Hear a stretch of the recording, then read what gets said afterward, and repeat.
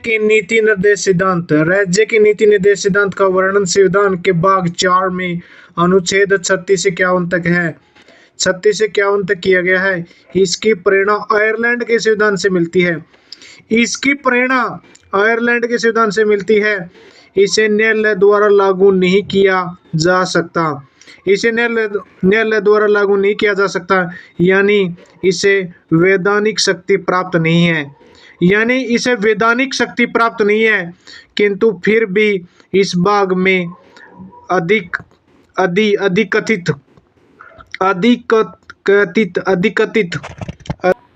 अधिकथित तत्व देश के शासन में मूलभूत हैं। किंतु फिर भी इस भाग में इस भाग में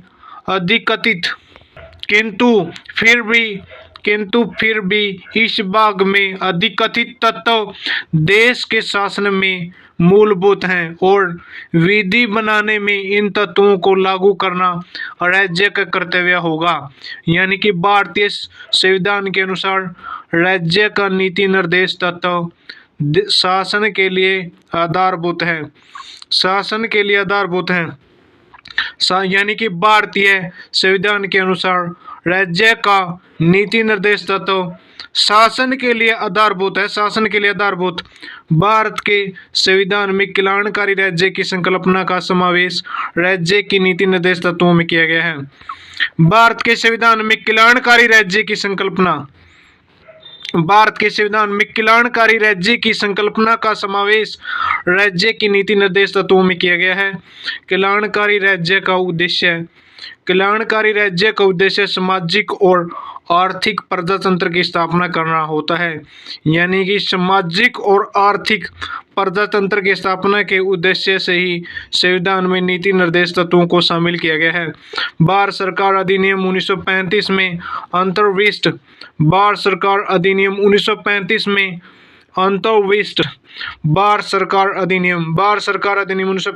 अंतर्विष्ट अनुदेश प्रपत्र को भारतीय संविधान में राज्य के नीति निर्देशक तत्वों के रूप में समाविष्ट किया गया है।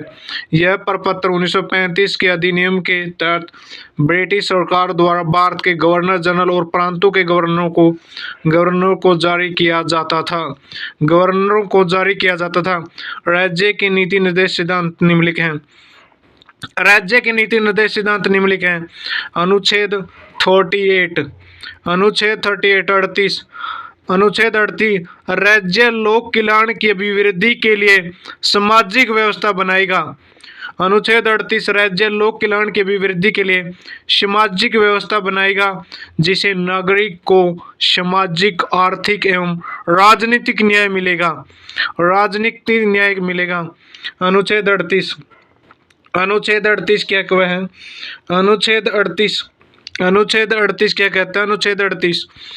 अनुच्छेद 38 राज्य लोक कल्याण की अभिवृद्धि के लिए सामाजिक व्यवस्था बनाएगा, जिससे नागरिकों को सामाजिक, आर्थिक एवं राजनीतिक न्याय मिलेगा। अनुच्छेद 39 क्या? समान न्याय और निःशुल्क विधिक सहायता, समान कार्य के लिए समान वेतन की व्यवस्था इसी में है। अनुच्छेद 39 का समान न्याय और निःशुल्क विधिक सहायता, समान कार्य के लिए समान वेतन की व्यवस्था इसी में है। अनुच्छेद 39 ख सार्वजनिक धन का स्वामित्व।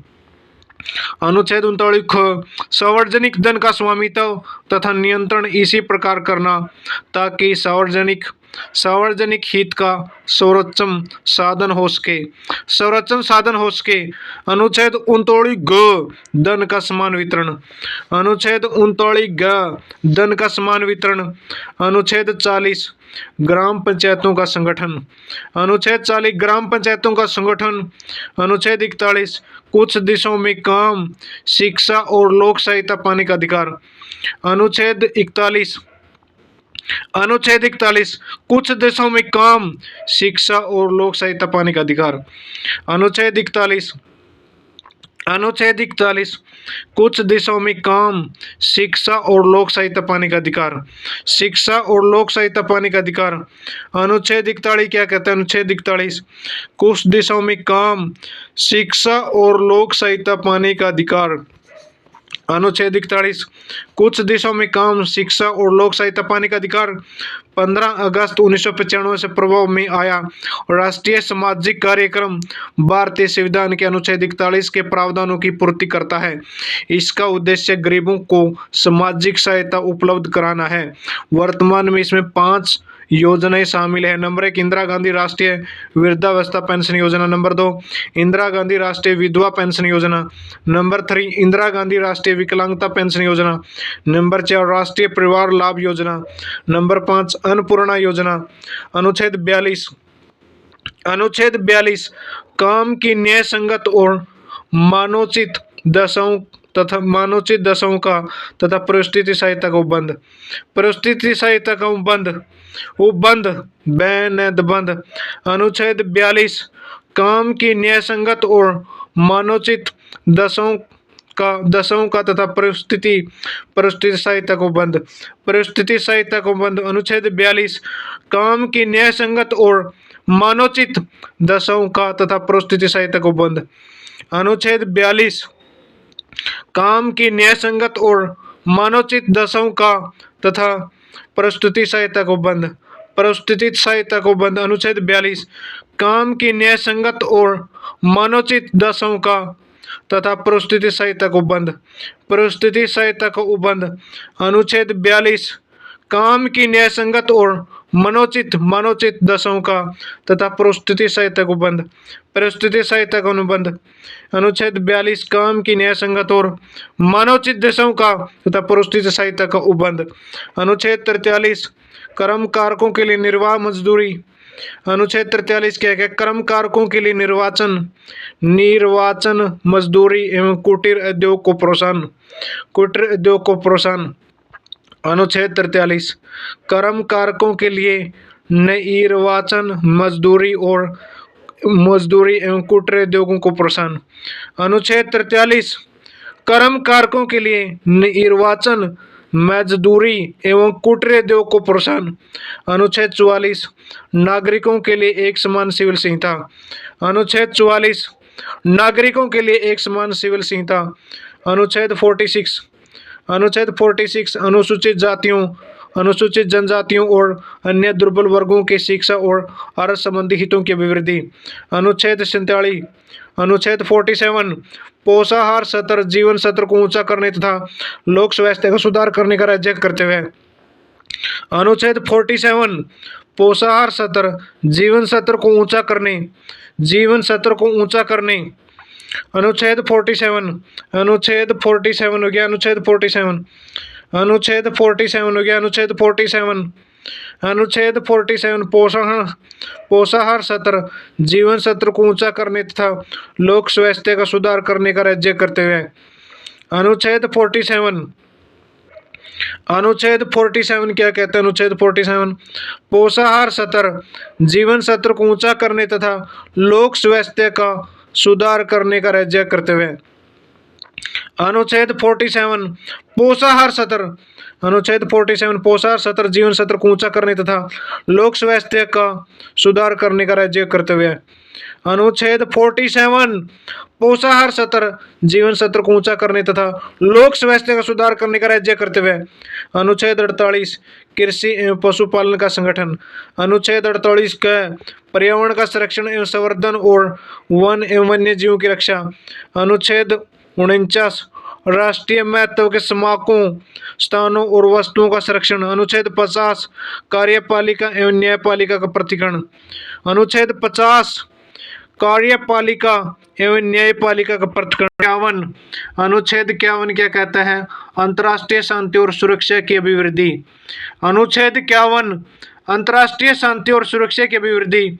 उपरोक्त अनुच्छेद के अतिरिक्त कुछ ऐसे अनुच्छेद भी हैं जो राज्य के लिए निर्देशक सिद्धांत के रूप में कार्य करते हैं, जैसे अनुच्छेद 350 का प्राथमिक स्तर पर मातृभाषा में शिक्षा देना। अनुच्छेद 350 का प्राथमिक स्तर पर मातृभाषा में शिक्षा देना। अनुच्छेद 351 हिंदी को प्रोत्साहन देना। राज्य का नीति निर्देशक तत्व एक ऐसा चेक है जो बैंक की सुविधा अनुसार अदा की जाएगी। यह कथन था केटी शाह का। राज्य का नीति निर्देशक तत्व ऐसा चेक है जो बैंक की सुविधा अनुसार अदा की जाएगी, जो बैंक की सुविधा अनुसार अदा की जाएगी। यह कथन है केटी शाह का। यह कथन किसका है? केटी शाह का। यह कथन किसका है? केटी शाह का। मौलिक कर्तव्य है, मौलिक कर्तव्य है। सरदार सवर्ण सिंह समिति की अनुशंसा पर संविधान के 42वें संशोधन 1976 के द्वारा मौलिक कर्तव्य को संविधान में जोड़ा गया। इसे रूस के संविधान से लिया गया है, इसे रूस के संविधान से लिया गया है। इसके भाग 4 क में अनुच्छेद 51 क के तहत रखा गया है। मौलिक कर्तव्यों की संख्या 11 है, जो इस प्रकार है। मौलिक कर्तव्यों की संख्या कितनी है? 11, जो इस प्रकार है। मौलिक कर्तव्यों की संख्या कितनी है? 11, जो इस प्रकार है। नंबर 1, प्रत्येक नागरिक का यह कर्तव्य होगा कि वह संविधान का पालन करें, वह उसके आदर्शों, संस्थानों, राष्ट्रध्वज और राष्ट्रगान का आदर करें। एक, प्रत्येक नागरिक का यह कर्तव्य होगा कि वह संविधान का पालन करें, वह उसके आदर्शों, संस्थानों, राष्ट्रध्वज और राष्ट्रगान का आदर करें। राष्ट्रगान। नंबर 1, मौलिक कर्तव्यों की संख्या 11 है। मौलिक कर्तव्यों की संख्या 11, जो इस प्रकार है। नंबर 1, प्रत्येक नागरिक का यह कर्तव्य होगा कि वह संविधान का पालन करें, वह उसके आदर्शों, संस्थानों, राष्ट्रध्वज और राष्ट्रगान का आदर करें। 2, स्वतंत्रता के लिए हमारे राष्ट्रीय आंदोलन को प्रेरित करने वाले उच्च आदर्शों को हृदय में संजोए रखें और उनका पालन करें। 3, भारत की प्रभुता, एकता और अखंडता की रक्षा करें और उसे अक्षुण्ण रखें। 4, देश की रक्षा करें। 5, भारत के सभी लोगों में समरसता, सामरस्यता और समान प्रभुत्व की भावना का निर्माण करें। भारत के सभी लोगों में समरसता, सामरस्यता और समान मातृत्व की भावना का निर्माण करें। 6, हमारी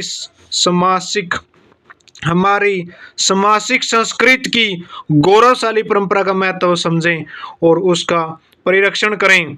7, प्राकृतिक पर्यावरण की रक्षा और उसका संवर्धन करें। 8, वैज्ञानिक दृष्टिकोण और ज्ञान सर्जन की भावना का विकास करें।